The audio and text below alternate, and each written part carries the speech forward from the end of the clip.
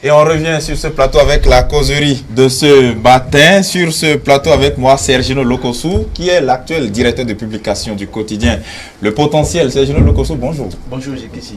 Bonjour à tous les téléspectateurs. Bonjour, madame aussi. Bonjour. Merci de votre présence sur ce plateau. Moi. En face de vous, Armand Danon, directeur de publication aussi du quotidien Bénin Intelligent. Bonjour Armand. Bonjour Jékissi. Bonjour Claudine.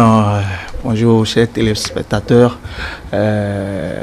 On y va. Voilà, justement. Et puis, Jean-Del Etienne Glessoubé en service à la radio CAP-FM qui est déjà dans nos buts, qui va nous rejoindre d'une seconde à l'autre.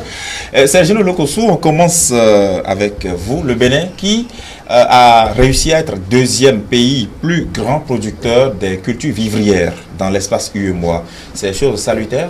Oui, très très salutaire, et ça ne devrait pas être tout ordonné en fait, parce que l'ambition était clairement affichée, et quand le chef de l'État était venu au pouvoir, c'était entre autres c'était dans son projet de société de réformer le secteur agricole. Et donc quand il est venu, il a mis en place un certain nombre de réformes, notamment le ministre de l'Agriculture, et qui a le profil du job, parce qu'il faut commencer par là. Il faut un ministre qui peut véritablement impacter, qui peut conduire les réformes comme cela se doit. Je crois que c'est une satisfaction pour les acteurs agricoles. Quand je parle des acteurs agricoles, c'est pas le gouvernement d'abord, ce sont les producteurs qui sont dans les différentes localités du pays. C'est une satisfaction pour eux, et puis une satisfaction maintenant pour le gouvernement qui quand même a essayé de mettre en place des réformes et qui ont permis et qui ont conduit à ce classement-là. Je crois que ça doit être, comme je l'ai dit à l'entame, c'est une satisfaction pour les producteurs, parce que quand tu es producteur dans une localité comme une localité lointaine du pays, quand tu entends que le pays est classé deuxième, tu es fier de contribuer à quelque chose. Je crois que c'est un peu ça. Armand, vous êtes tout aussi satisfait que Lokossou de cette performance du Bénin? En tant que béninois, je pense que la fierté doit être des nôtres. Et aujourd'hui, on connaît ce que nous représentons dans l'espace UEMOA. Donc, deuxième dans cet espace, je pense que c'est tout normal pour chacun de nous de nous sentir fiers et d'encourager le gouvernement qui prend des décisions, des dispositions pour pouvoir sécuriser, pour pouvoir conduire à bon terme ces réformes dans ce secteur agricole et l'encourager, et ne pas chercher à lui mettre les bâtons dans les roues et encore chercher à déformer, à dénaturer, à décourager ce gouvernement-là. Je pense que chacun de nous devons œuvrer pour pouvoir accompagner ce gouvernement, et également penser à ces milliers d'agriculteurs, de paysans qui se mettent à l'œuvre et qui font le tout possible pour que notre pays soit bien classé, pour que les Béninois vivent bien. Il est vrai, aujourd'hui, on nous dira que on est deuxième, mais tout le monde crie. Bien évidemment, ça veut dire que là où il y a des réformes, il y a forcément des cris. Il y a forcément, on a vicié quelque part, on a ouvert quelque part. Donc, il faut forcément se sentir fier, se sentir vraiment dégagé, et inviter tous les acteurs de ce secteur, à partir du gouvernement également, à foncer, à continuer dans ce sens pour pouvoir permettre, ne serait-ce soigner l'image du pays dans cet espace. D'accord. Jean-Del Etienne Glessoubé nous a rejoint. Bonjour Jean-Del, bienvenue. Bonjour. Vous êtes journaliste en service à la radio CAP-FM, je le disais il y a de cela quelques instants. Quel regard portez-vous sur cette prouesse-là du Bénin en matière agricole? Non, je pense que tout pays qui se respecte doit lutter pour l'autosuffisance alimentaire. Et donc quand on parle de 11 269 403 tonnes de production, c'est un record. Il faut souligner que le Bénin, par le passé, n'a jamais pu atteindre un record du genre. Et donc, un pays pauvre comme le nôtre, il faut d'abord saluer les réformes du gouvernement. Parce que je ne crois pas que les producteurs soient importés de la sous-région. Ce sont des Béninois. Et ces mêmes producteurs étaient là depuis des décennies. Mais on n'a jamais pu atteindre, c'est-à-dire une telle production. Ça veut dire qu'à un moment donné, on a pu orienter autrement le secteur. c'est comme ce qu'on a dit par rapport au coton. Lorsque le producteur se sent à l'aise, il est fier de travailler. Du coup, il faut remercier le gouvernement et en l'occurrence le ministre de l'Agriculture, l'homme qu'il faut à la place qu'il faut. C'est un homme qui maîtrise, qui connaît le secteur. Et lorsque vous mettez quelqu'un à un poste de responsabilité, il faut lui laisser les marges de manœuvre de pouvoir prouver de quoi il est capable. On a déjà vu cet homme par le passé sous un régime. Et donc si aujourd'hui il est revenu et qu'il donne ces résultats-là, ça veut dire qu'à un moment donné, il y a eu le dynamisme qui a été impulsé à ce secteur-là. Bravo. Ce qu'il reste à faire aujourd'hui, c'est que lorsqu'on arrive à atteindre ce pourcentage, on ne doit plus aller en arrière. Il faut encourager les producteurs parce que lorsque un pays pauvre, où on arrive quand même à ne plus importer les riz, le maïs, c'est-à-dire les produits d'un autre pays pour le nôtre, je pense que réellement on pourra atteindre l'objectif parce que lorsqu'on produit et qu'on n'a pas le marché d'écoulement, c'est encore un autre problème et donc il va falloir réfléchir sur cet aspect-là pour qu'on ne gagne pas d'un côté et perdre d'un autre. Alors, Sergino, il y a quelques jours, on parlait de cette performance du Bénin. Le Bénin qui est premier dans l'espace UEMOA quand il s'agit de la production cotonnière. Aujourd'hui, on parle du Bénin, deuxième pays producteur de culture vivrière. Alors, quels impacts cette performance pourrait avoir sur l'économie béninoise? Je crois que le premier impact, c'est que ça va contribuer à renforcer l'économie béninoise. Si il y a eu cette production de masse qui fait que le Bénin est qualifié deuxième au plan de l'UEMOA, je crois que le premier impact, c'est d'abord sur l'économie. Est-ce que véritablement cette production va d'abord premièrement, arranger le pays. Deuxièmement, est-ce qu'il y a maintenant suffisamment de produits pour envoyer à l'extérieur du pays? Et donc, je crois que ça va contribuer à renforcer l'économie du pays parce que c'est ce que nous voulons. Comme l'a dit le confrère tout à l'heure, il faut produire en masse pour nous-mêmes d'abord et puis après, pour envisager aller ailleurs. Et donc, c'est important quand on a un pays comme le nôtre qui n'a dont l'économie ne s'assoit que sur des recettes fiscales. Il faut véritablement diversifier les sources économiques. Il faut diversifier là où on va trouver beaucoup d'argent. Et je crois, je l'ai dit à l'entame, que ce gouvernement, loin des postes de résistance qui existent encore, loin des discours qui n'arrangent pas forcément le système en place, je crois qu'un travail a été véritablement amorcé, comme on le dit, et c'est le moment plus que jamais. Comme l'a dit tout à l'heure le confrère, oui, c'est bon d'avoir cette place-là, mais le souci, l'important, c'est de maintenir. Pourquoi ne pas aller à la première place? Donc, je crois que tous les acteurs aujourd'hui ne doivent pas se reposer sur le laurier, comme on le dit. Ils doivent véritablement travailler encore. Et le gouvernement, je crois, il est en train de faire le travail comme cela se doit.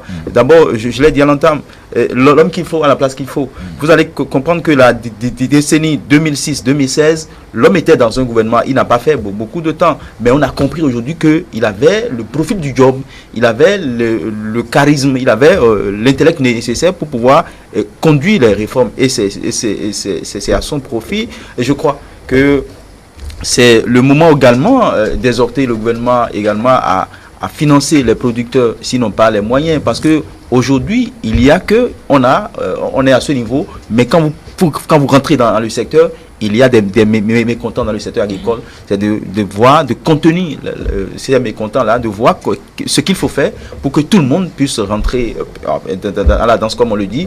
Et je crois que c'est tout à l'actif de notre pays, le Bénin. Je l'ai dit, les discours de haine, les discours qui n'arrangent pas, n'ont jamais... Peut-être politique aussi. Politique, on va dire, n'ont jamais accroître n'ont jamais aidé à accroître, j'allais dire, oui. les performances économiques.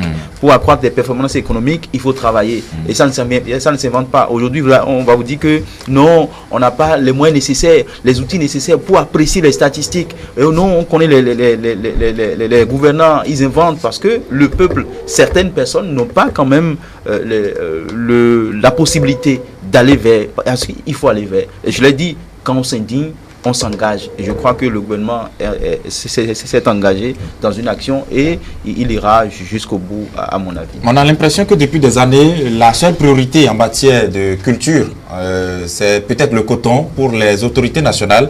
Mais ces 3 dernières années, on a peut-être eu l'impression que d'abord en matière du coton, on a fait plus d'efforts qu'avant.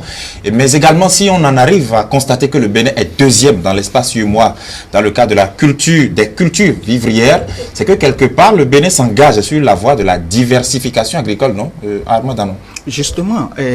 Parce qu'on a entendu beaucoup de discours, on ne mange pas le coton, mais aujourd'hui, on sait que les cultures vivrières participent quand même de la bonne santé des populations. Lorsque vous vous rapprochez des acteurs de ce secteur agricole, vous allez comprendre beaucoup de choses. Et il y a de cela quelques semaines, nous, on a eu la chance d'échanger avec une dame qui intervient dans l'ananas. Et tout ce qu'elle nous a dit, c'est tout beau. Vous voyez, vous avez en face de vous un gouvernement qui, au-delà du coton, puisque aujourd'hui, on reconnaît déjà notre pays comme un bassin du coton dans la sous-région et presque tous les pays nous connaissent dans ce domaine. Il faut diversifier, il faut aller au-delà. Mais au-delà du coton, il faut également promouvoir, faire la promotion de ces autres cultures, de ces autres produits. L'ananas, par exemple. Aujourd'hui, l'ananas évolue. Mais à entendre la dame qui nous avait entretenu entre-temps, c'est que lorsqu'il est venu, le gouvernement actuel s'est installé, il y a eu des dispositions qui ont été prises. Et ça n'a pas plu aux acteurs.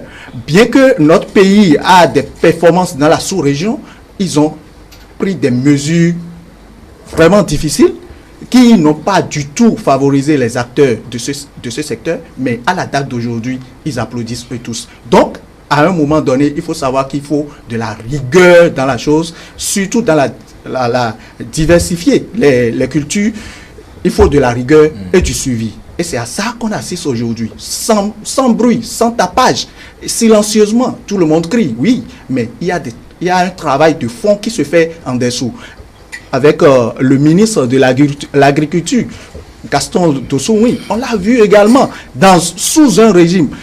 Et aujourd'hui, tout prouve que le chef, quand on est chef, il faut déléguer le pouvoir, il faut laisser les collaborateurs travailler et il est en train de faire ses preuves.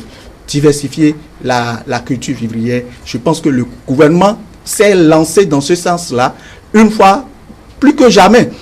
Aujourd'hui, nous devons faire l'effort de maintenir le cap, d'aller même au-delà, aller après et dépasser la Côte d'Ivoire qui est devant nous avec 17 millions de tonnes, aller au-delà et permettre et que ça rejaillisse sur la population. Puisque lorsque il y a ces performances, tout le monde crie, nous sommes ici et actuellement nous sommes en train de saluer, et puis, mais lorsque le Béninois ne mange pas, lorsqu'il ne ressent pas ces choses-là, il va toujours crier, il va toujours déplorer, il aura toujours ces discours qui vont contre les efforts du gouvernement.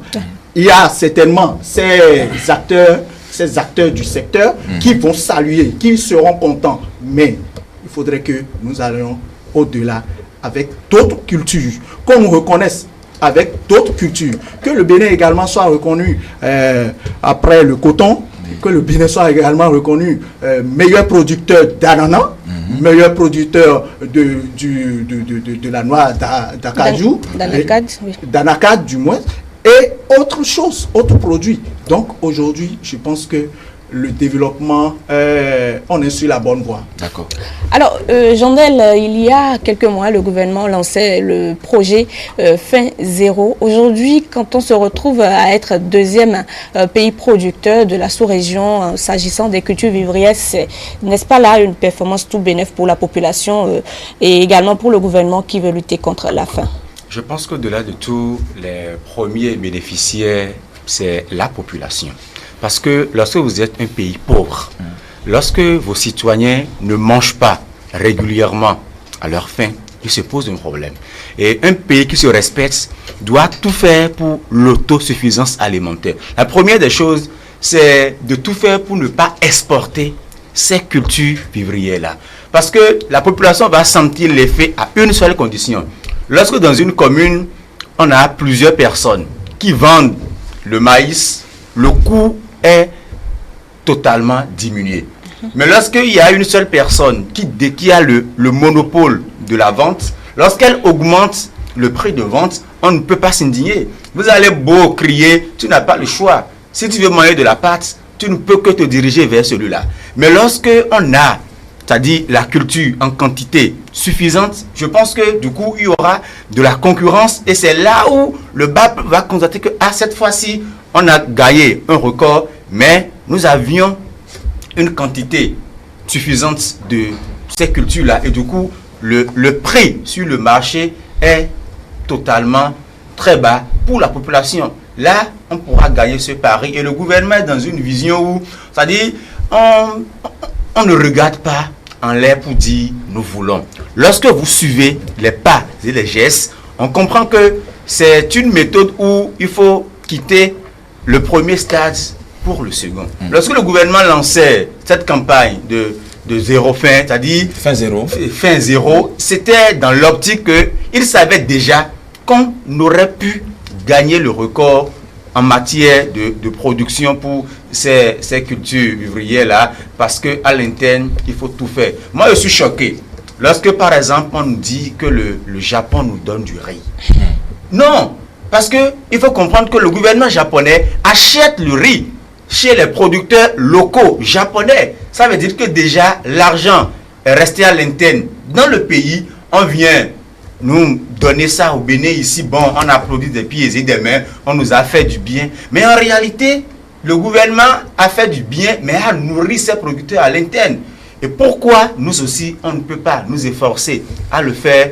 On est sur le chemin, mais il faut sécuriser les productions pour que d'ici un semestre, qu'on n'exporte pas une bonne quantité pour les amener à l'extérieur du pays. Si on le fait, on ne peut pas alors garantir l'autosuffisance alimentaire. Parce qu'il y a des périodes où c'est dans des pays de la sous-région qu'on va trouver, que ce soit le maïs, le riz, c'est-à-dire il y a beaucoup de produits qu'on ne retrouve plus à l'interne. Je dis, mais si ces pays-là se comportent comme nous, on ne pourra pas. Du coup, aujourd'hui, on a espoir que ça change. C'est vrai, lorsqu'on écoute les acteurs du milieu, ce n'est pas les producteurs, ceux qui jouent l'intermédiaire entre le ministère et les producteurs, ils ne sont pas du tout d'accord. Parce qu'il y a beaucoup de choses qu'aujourd'hui, visiblement, ils ne trouvent plus. Parce que, comment comprendre que le producteur, à la base, il s'échine, il va au champ du matin au soir, il produit. Et vous venez vous acheter la culture chez lui. Et au lieu de l'acheter au bon prix que le gouvernement a fixé, on fait de la surenchère, on achète ça à un autre prix. Chez le producteur à la base, on vient revendre à un autre prix. Le gouvernement dit non, aujourd'hui, je veux discuter directement avec les producteurs à la base. Ça les fâche pendant un temps, mais on a vu le résultat. Ça veut dire que pour l'intérêt général, le gouvernement est prêt à mettre de côté les intérêts égoïstes et pervers de certaines personnes. Ça a payé. On ne peut que encourager le gouvernement à aller au-delà de ça parce que, comme je l'ai dit, lorsque le citoyen ne mange pas sa faim, même s'il a l'argent et va au marché et ne trouve pas ce qu'il va acheter, il se pose encore un problème. Mais alors que quand ça existe sur le marché, c'est au moins, quand il me dira je ne mange pas ma faim, il peut lui demander mais est-ce que tu as travaillé pour avoir l'argent? Si tu as l'argent, tu vas au marché, ça existe. Justement, Sergino Lokochou, dans le même cadre, avec ce même programme Fin Zéro, on sait qu'il y a de cela quelques semaines, hein, l'UEMOA avait toujours 24 magasins de stockage des produits au Bénin. Est-ce que ça ne participe pas toujours dans le cadre de la conservation des produits, afin que même que ce soit dans des saisons où on ne produit plus directement, qu'on puisse toujours avoir des réserves et continuer à se nourrir normalement. Puisqu'on parle de l'autosuffisance alimentaire. Oui, c'est bien ça. L'autosuffisance alimentaire, c'est également produit, mais également il faut avoir le cadre nécessaire pour conserver ces récoltes-là. Donc, si on ne conserve pas les récoltes, on a beau produit, mais avec le temps, on va constater que les récoltes ne sont plus bonnes, donc on ne peut plus les utiliser ni les vendre. Et donc je crois que dans ce cadre, si les 24 magasins dont vous parlez, c'est pour aider les producteurs à conserver ces produits. Il faut vous dire que l'une des difficultés que rencontrent les producteurs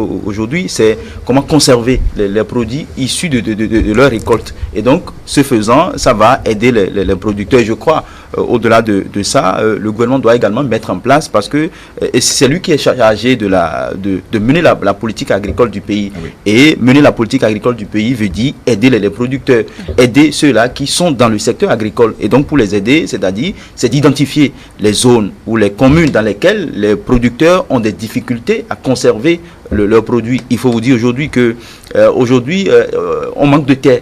À part les terres cultivables, il n'y a que dans des communes données, les producteurs n'ont pas assez de domaines pour pouvoir conserver leur culture. Même si ces domaines existent, il faut quand même les moyens de conservation des cultures. Donc, c'est de les aider à trouver les moyens pour pouvoir conserver ce qu'ils produisent, parce que il faut suffisamment produire pour répondre, satisfaire à l'autosuffisance alimentaire. Produire, c'est bien, mais conserver également les récoltes, c'est encore mieux. Et dans ce sens, j'estime pour ma part que quand on parle de réforme agricole, c'est que on a pensé à tout ça. On a pensé à la conservation, à la production, à la conservation et à tout. Donc, je crois que les réformes agraires aujourd'hui sont à l'actif des producteurs. Et non seulement, comme l'a souligné le confrère tout à l'heure, on ne doit pas parler seulement du coton, on ne doit pas parler seulement il faut parler de l'agriculture en général. L'agriculture en général, ça concerne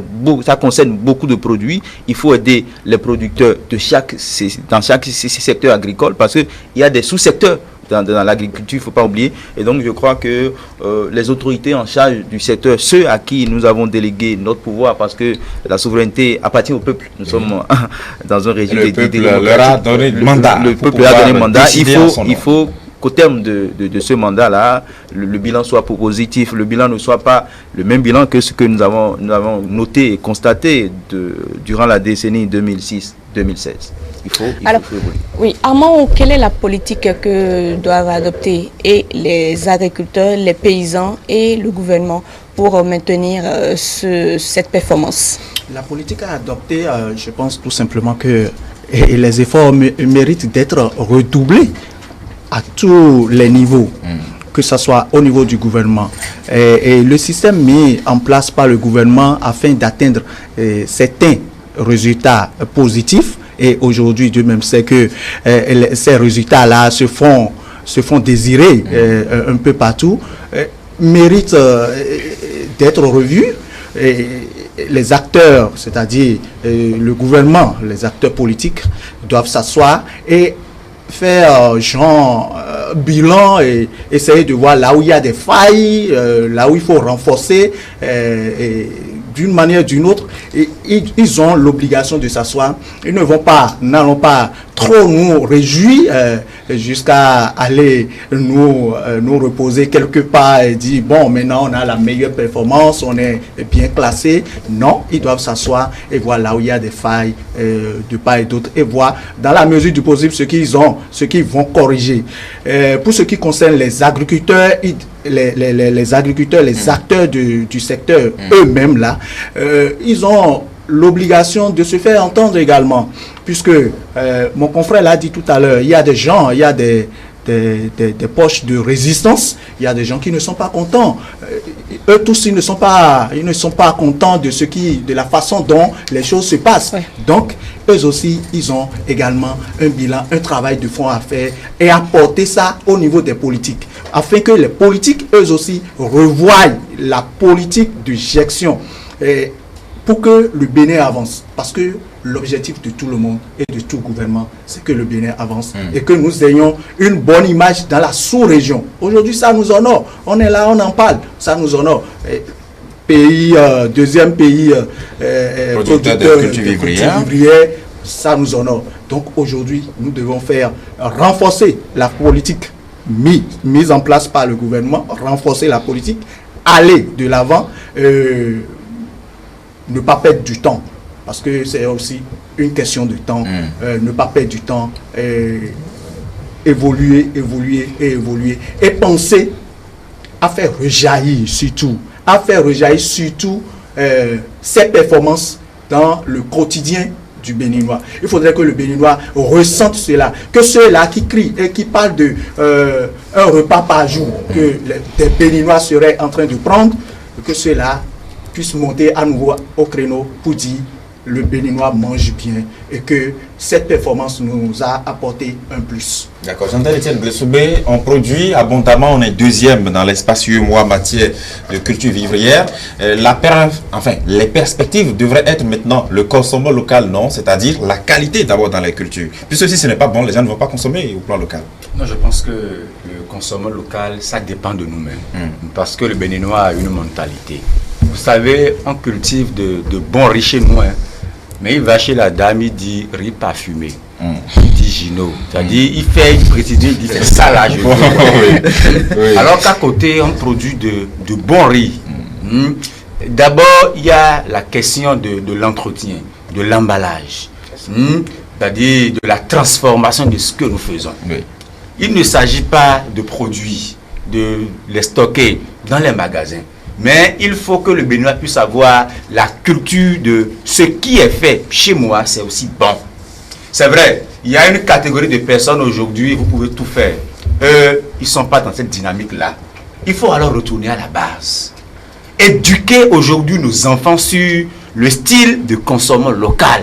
Quand tu prends quelqu'un âgé déjà de la quarantaine, même à partir de la trentaine, qui a passé tout le temps à manger des trucs importés, il te dira non, il n'y a rien de bon dans ça. Alors du coup, il faut alors réfléchir dans un sens du développement durable, alors à long terme.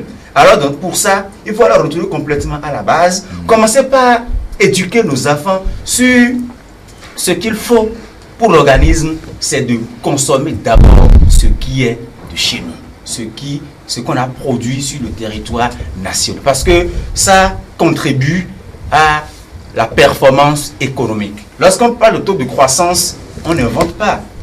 Tout ça, ça fait partie de ça. Et donc ça commence par nous-mêmes d'abord. Commençons par manger ce que l'on cultive sur le territoire national. Et pour ça, il faut alors former une catégorie des Béninois sur la transformation. Le riz que l'on amène directement des champs, lorsqu'on dépose ça dans une bassine, on amène ça au champ.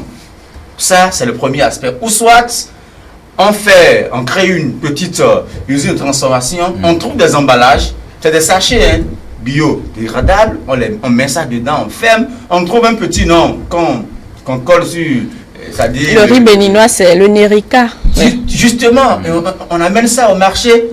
Du coup, ça attire plus. C'est pour ça. C'est plus attrayant. Il faut alors qu'on puisse investir également dans la transformation agricole. Parce que le Béninois aujourd'hui, c'est depuis plus de 50 ans, on a vécu sur ce style-là. C'est vrai, lorsqu'on écoute un peu la politique agricole du gouvernement, il faut la saluer parce que qui connaît un peu le parcours du chef de l'État Patrice Talon, on sait que c'est le roi du coton. Et donc tout le monde disait déjà que voilà, le coton, on ne mange pas le coton.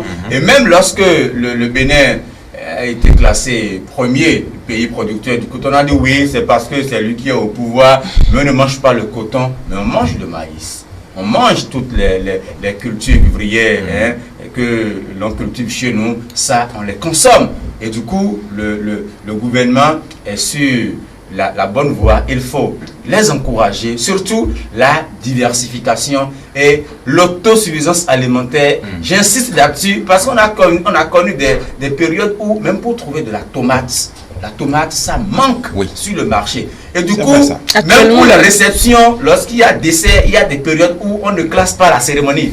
Parce que les gens te diront, dans tel mois, tout est cher. Mais il se pose un problème. Et donc, si on arrive à gagner le pari de l'autosuffisance alimentaire, personne ne dira plus qu'on ne mange pas au Bénin. Je lui dirai, est-ce que tu as un emploi, est-ce que tu travailles, si tu as l'argent, tu vas trouver à manger, il n'y a pas de problème. Alors, Sergino, vous pensez aussi qu'il est nécessaire de mettre en place une politique du consommation local? Oui, il est nécessaire, il est important. Et ça doit commencer par le gouvernement qui doit donner l'exemple aux autres, c'est-à-dire les cantines scolaires. Il faut faire en sorte que les nourritures qui sont préparées soient des nourritures typiquement les produits au Bénin. Le riz qu'on donne aux enfants, il faut que le riz soit béninois, l'huile végétale, tous les condiments, il faut surveiller, il faut que le gouvernement veille à ce que ça soit des produits qui sont produits chez nous, c'est-à-dire on achète ça chez les producteurs, et comme il a donné l'exemple du Japon, c'est-à-dire on peut, par cette manière, on enrichit nos producteurs. On dit envoyer 100 tonnes de maïs pour les écoles, et puis on sélectionne des producteurs qui vont le faire. Ça va aider les producteurs. Et l'autre chose, les produits issus de la production béninoise, il faut que ces produits et les autres produits qui nous viennent de l'extérieur ne rivalisent pas de prix. C'est-à-dire, le produit qui vient peut-être du Nigeria, je donne un exemple comme ça,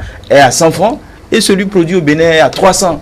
Qu'est-ce que vous voulez? Dans le contexte actuel, le Béninois ira vers le produit qui quitte le Nigeria et qui est à 500 francs. Et donc, il faut quand même aider les producteurs. Si le gouvernement doit subventionner, qu'il subventionne les produits de chez nous pour permettre à tout le monde de consommer local. Quand vous allez dans les supermarchés aujourd'hui, on vous propose des produits bio produits chez nous au Bénin. Et donc, il faut que ces produits ne coûtent pas plus cher que les produits qui nous viennent de l'extérieur. Si ça coûte plus cher, je connais le salaire que je gagne à la fin du mois, je connais l'argent que je donne pour la porte. Et si je vais dans un supermarché aider ma femme et on me dit que tel produit qui quitte déjà la moitié de votre salaire. Non, tel produit qui quitte le Nigeria et qui est bon avec les ingrédients et tout, est à 1000 francs, alors que celui produit au Bénin à 3000. Le choix est tout à fait normal, est tout fait. Et donc, le gouvernement doit aider à la subvention de ces produits, à ce que les producteurs puissent quand même aider, pour que les producteurs soient aidés dans la production. Et nous allons consommer béninois. Et comme il a dit, c'est depuis la base. Et quand vous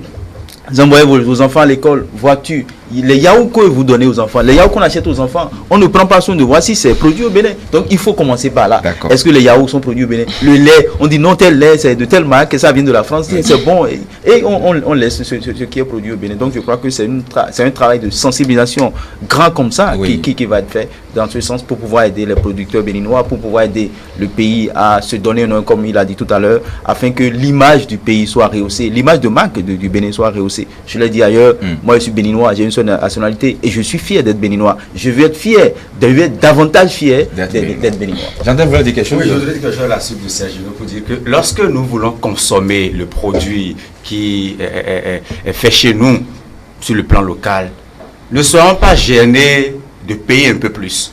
Parce que pour la plupart, les pays, il a dit ce qu'on nous envoie de l'extérieur, de l'extérieur, c'est des choses subventionnées déjà par ces pays-là. Et du coup, mais il y a aussi la qualité.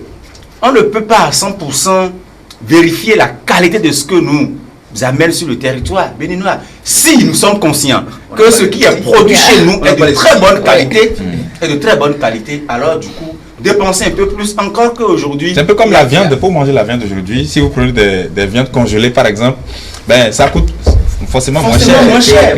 Et donc c'est vrai que le Béninois te dira pourquoi c'est produit chez moi et c'est encore cher. La plupart des produits, c'est-à-dire fabriqués chez nous au Bénin, ça coûte cher sur le marché. Mais moi je me dis peut-être que c'est parce qu'il n'y a pas encore une politique de subventionner ces gens-là. Alors il faut que le gouvernement aussi puisse réfléchir dans ce sens-là et du coup ça reviendra un peu moins cher pour la population.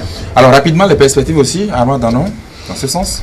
Dans ce sens, les perspectives, je pense qu'on est déjà en train de brosser ces perspectives. C'est pour clôturer le sujet en fait. Oui, toutes ces propositions faites par les confrères ici entrent dans le cadre des perspectives.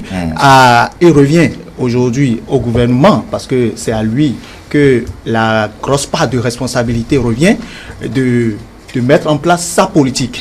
La politique de sécuriser ces cultures vivrières, de sécuriser nos produits, permettre, encourager davantage l'autosuffisance alimentaire et également permettre, comme Sergino l'a dit, aux Béninois, aux salariés béninois de vraiment vivre de son salaire. Puisque lorsque je prends mon salaire et que une bonne partie doit aller dans un supermarché, et que les produits béninois sont là et qui coûtent cher, ou soit sur le marché, le produit nigérian coûte moins cher, mais ça ne nous avantage pas. Donc, nous sommes déjà dans les perspectives, le gouvernement et puis les acteurs savent ce qu'ils ont à faire. Très bien, on va évoluer. Jean-Del Etienne Glessoubé, il y a eu des affrontements violents entre éleveurs et agriculteurs, c'est à Dassa, avec 5 morts dénombrés et des blessés graves, sans oublier des dégâts matériels. Comment expliquer la persistance, encore en 2019, de ces cas d'affrontements entre éleveurs et agriculteurs? C'est vraiment déplorable. Parce qu'on ne dira pas que c'est faute d'une législation en la matière. Il y a même, au cours de la 7e législature, la loi qui existait, qui a été revue. Le code pastoral. Oui. Et parce qu'à l'époque, on disait qu'on n'a pas tenu compte de beaucoup de réalités sur le terrain. Voilà que le code a été revu et on a essayé de définir la ligne et le trajet de chaque partie. Mais malgré ça, on assiste toujours à ces affrontements-là. C'est des choses à condamner. Parce qu'en dépit de tout, nous sommes des Béninois, nous sommes des enfants du même pays. Je ne sais pas ce qui peut nous pousser à en découdre avec notre prochain et aller jusqu'à cet extrême-là.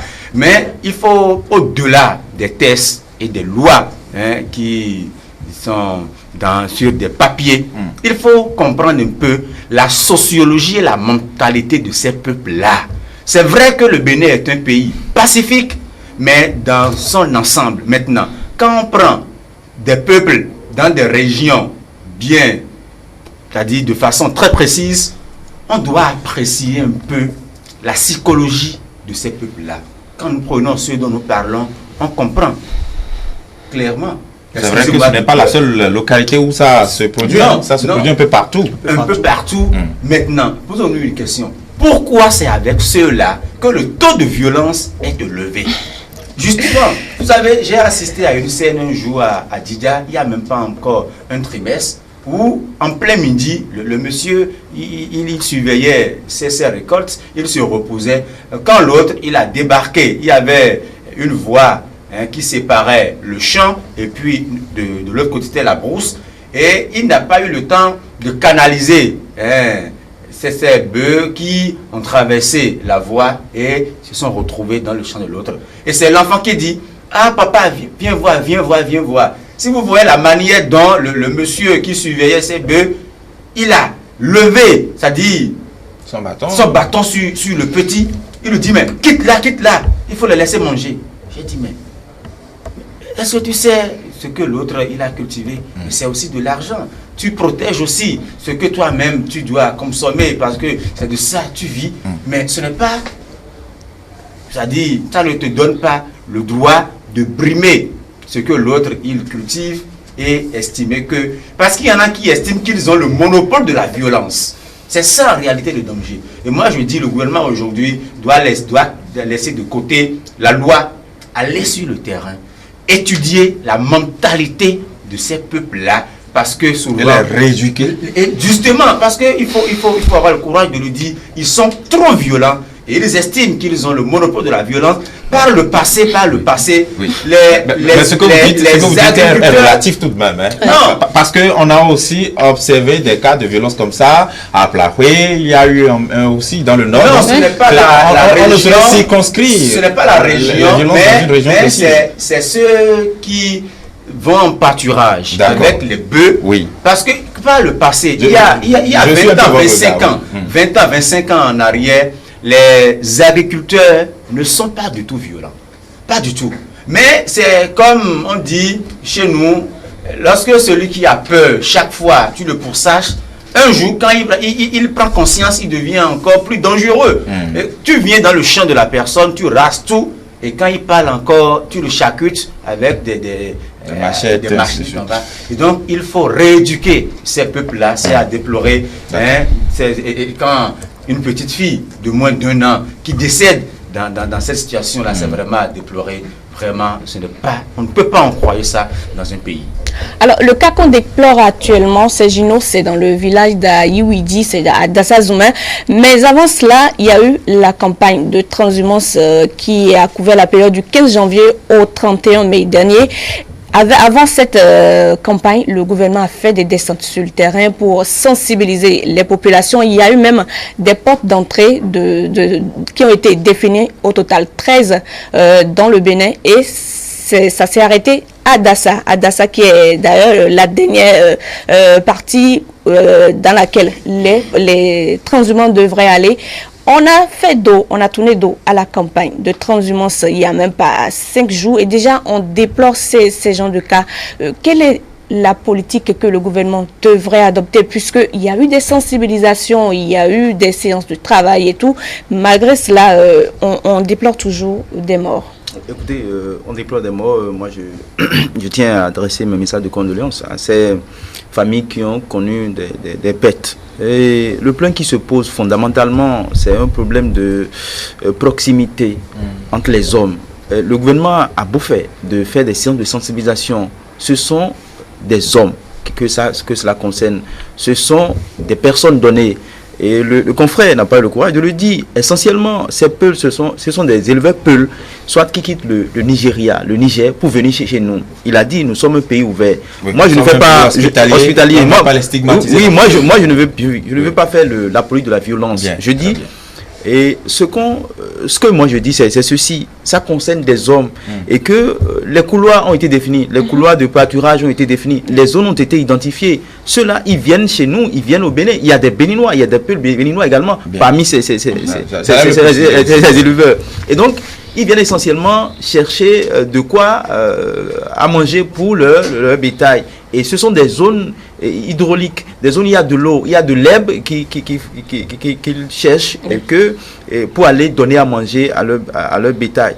Et ce qu'on déplore, c'est parfois ces affrontements, et ça ne date pas d'aujourd'hui. Il a dit, et moi je crois qu'on ne doit pas faire dos à la loi, on ne doit pas faire dos à cette sensibilisation. Il faut sensibiliser de façon permanente, il faut informer les gens, il faut leur dire que non, vous avez des couloirs. Il faut que les autorités de ces communes, de ces différentes communes, que ce soit Dassa, Ouenri, Zayando, Didja, comme il a dit, il faut que ces autorités sensibilisent les gens, sensibilisent des éleveurs. Et ils ont quand même, je crois, ils ont à leur tête des gens, ces éleveurs, ils ont à leur tête des gens. Il faut les sensibiliser. Une association, il faut les sensibiliser, il faut demander à leur président, à l'organe dirigeant de ces associations de sensibiliser les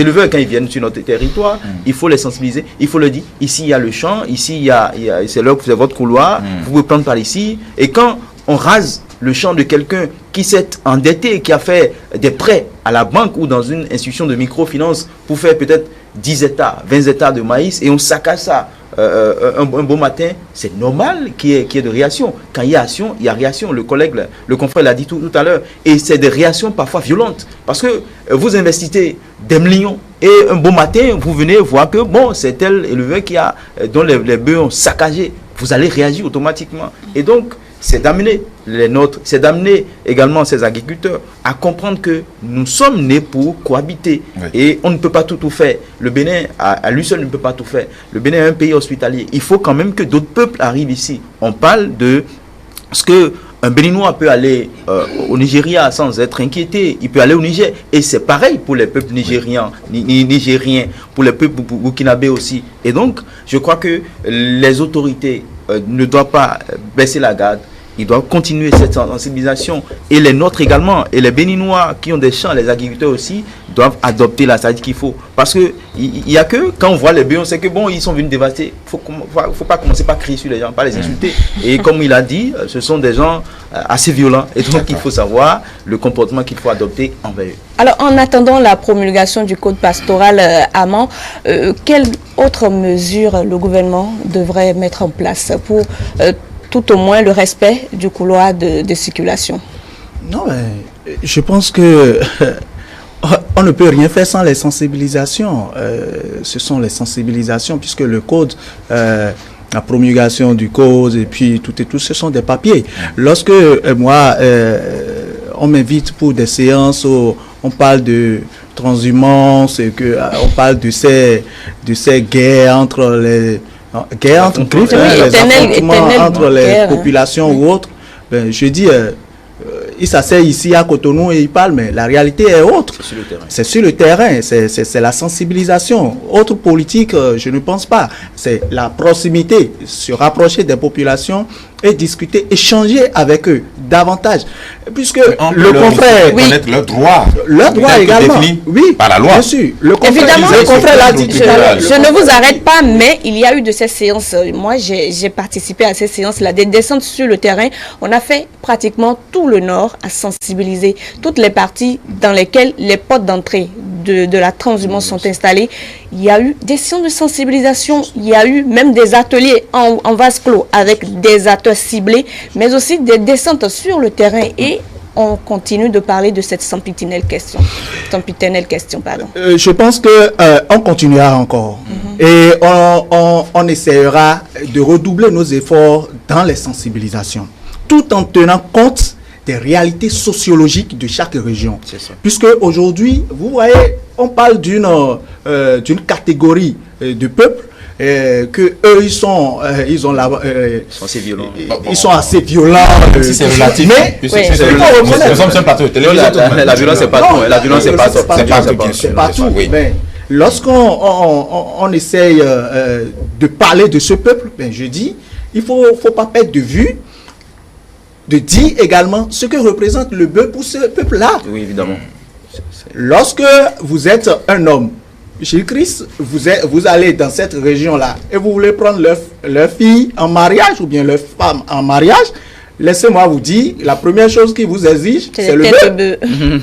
Donc, ça veut dire que le bœuf représente quelque chose de très important pour eux, pour ce peuple. Et aujourd'hui, eux, ils sont prêts à donner, à permettre à leur bœuf d'aller manger partout. Toi, cultivateur, tu n'as pas le droit de dire pourquoi et tout ça là. Donc, de ce fait, il y a un travail de sensibilisation. On doit continuer. On ne doit pas être fatigué. On doit continuer et cultiver davantage la tolérance. Évidemment. La tolérance. Lorsqu'il manque de tolérance, c'est à ces actes barbares qu'on assiste. Et ça ne va pas. Je pense même que, Claudine, ces actes barbares ont diminué un peu par rapport aux années antérieures. Aux années antérieures, c'était fréquent, on enregistrait ça à tout bout de champ. Donc aujourd'hui, je pense que le travail est en train de faire sur le terrain et ça doit être encore renforcé tout en tenant compte des réalités sociologiques de chaque peuple. D'accord. Non, vous savez, il faut être réaliste et comprendre que ceux dont nous parlons se disent qu'ils sont au-dessus des élus, c'est-à-dire des agriculteurs. Bon, alors, au moment où, dans ce contexte-là, étant donné que nous avons un arsenal juridique sur place, pourquoi ne pas montrer aux agriculteurs et même aussi à tout le monde que des lois existent et qu'ils aillent porter plainte afin que des procès soient vraiment tenus et de façon exemplaire, qu'on puisse sanctionner ceux qui sont victimes, enfin ceux qui sont coupables des actions. Tu as en face de toi quelqu'un qui méconnaît les tests, que lui dit c'est lui sa volonté. Oui.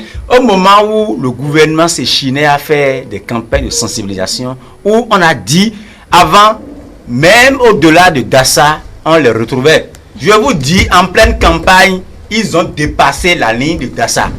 Est-ce que Adjoum est dans Dassa? Est-ce que l'Ouémé Plateau, là, c'est dans Dassa? Il n'est même pas concerné. Je vous dis, en pleine campagne, ils se sont retrouvés dans l'Ouémé Plateau.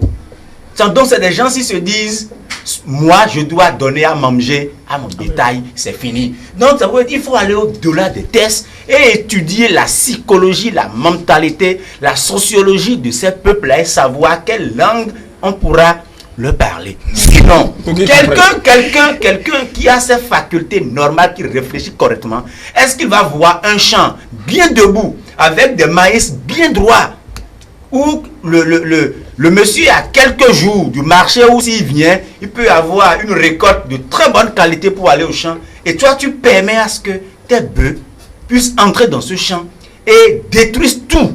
Et tu estimes que tu as encore raison. Est-ce qu'on peut dire que celui-là réfléchit de la même manière que le gouvernement? C'est pourquoi je dis qu'il faut aller au-delà de tout et étudier la mentalité de ceux-là et savoir quel langage de parler. Ce qui est grave, c'est que lorsqu'on prend aujourd'hui 10 éleveurs, à peine vous allez trouver 6 à 7 qui sont des Béninois. Du coup, il se pose encore un autre problème. Alors, il y a un véritable, c'est un danger. Il faut réfléchir autrement. On peut faire des discours à longueur de journée, on peut les réunir, parler français, quelle langue ils maîtrisent, si on ne maîtrise pas en réalité ce qu'ils veulent et comment on peut les satisfaire. Chaque année, on va dénombrer des morts. Aujourd'hui, ce qui est passé à Dassa, c'est vraiment à décourager. Ce n'est pas du tout bien. C'est vrai, il faut reconnaître que cela est parti cette fois-ci à cause des agriculteurs. Oui, et il faut sensibiliser aussi les nôtres, comme vous l'aviez dit. Lorsque tu constates que ton champ a été dévasté, il faut aller porter plainte, mais sous l'effet du choc, de la colère.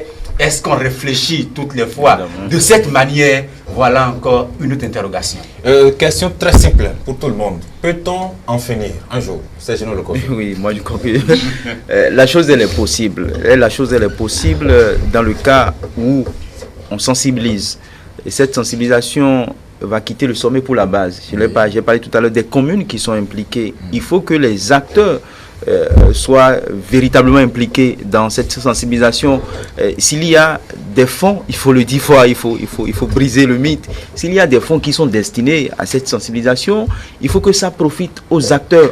Il faut également que des journalistes soient associés, les radios locales soient associés à cette sensibilisation pour permettre porter le message dans les différentes langues du pays, dans les langues qui sont parlées dans ces différentes communes. Je crois qu'on ne peut pas laisser de côté les lois parce que nous sommes dans un pays démocratique, nous sommes dans un état de droit et dans un état de droit, on l'a appris que ce sont les hommes que ce sont les lois qui gouvernent et non les hommes. Donc il faut l'application stricte des tests et lois en la matière. Il faut également faire comprendre aux gens que oui, nous acceptons que vous venez chez nous au Bénin parce que nous avons des terres, nous avons la nature nous a doté de cette richesse qui est l'eau, qui sont également les herbes également. Et donc quand ils viennent, il faut leur faire comprendre. Ils ont un président, ils ont une association, comme l'a dit le confrère. Moi, je ne parlerai pas de voir leur psychologie. Il y a trop demandé. Ils ont un président qui doit les comprendre, qui doit maîtriser sa troupe, comme on le dit. Si un éleveur vient nouvellement sur le territoire, d'abord le président l'accueille pour dire, ah, tu es venu ici, il y a des lois, il y a des couloirs que tu dois, voici les tests, il y a des couloirs que tu dois respecter. Et oui, il y a de vaches, mais on ne rentre pas dedans comme ça. Ce n'est pas la cour du roi Péto où chacun fait ce qu'il veut, ce n'est pas ça. Nous sommes au Bénin, nous sommes régis par des lois. Et je crois que on doit sensibiliser. Après cette sensibilisation, il faut la répression. Il faut que la répression soit assez dure, forte, pour leur faire comprendre que non, quand vous venez sur un territoire, il faut respecter les lois en vigueur. Et également demander aux agriculteurs qui sont souvent des autochtones, qui sont de ces zones-là, que oui, c'est vrai, vous êtes de la zone, mais il faut comprendre que on doit accepter les autres, on doit leur permettre de venir chez nous, parce que nous seuls, le Bénin seul ne peut pas à lui seul tout faire. On a besoin de 1001 choses. Pendant qu'on a besoin de 1001 choses, nous savons faire qu'une toute petite chose. Donc il faut laisser les autres venir nous aider, parce qu'ils nous aident aussi. Quand il y a des cérémonies chez nous, on court vers eux pour aller prendre des bœufs pour donner ça à nos invités. Donc je crois que c'est un travail de sensibilisation qui doit être fait dans le respect strict des cadres législatifs en la matière. Il faut la sensibilisation, il faut associer les maires, les autorités communales, et je crois qu'on peut finir avec ça un matin. On peut en finir, Armand? Oui, si déjà tout à l'heure, je disais qu'on note une réduction de la situation, je pense qu'on peut finir. À force de travailler, à force de sensibiliser, à force d'amener les autres, les nôtres également, à savoir que oui, ce sont des étrangers, ils n'ont pas les mêmes réalités, la même culture que nous. Donc, nous allons les accepter. Il faut également qu'eux-mêmes, lorsqu'on vient dans le pays d'autrui, on se conforme. Oui, on trouve pas mieux des femmes aussi, hein. Il faut l'avouer. Justement, on trouve pas mieux des femmes, mais on se conforme aux dispositions légales du pays. Donc, quelqu'un a parlé du président, c'est-à-dire quelqu'un qui est à la tête de l'association. Oui. Celui-là a vraiment du pain sur la planche, a vraiment sensibilisé, a vraiment indiqué la bonne voie à suivre à ceux-là.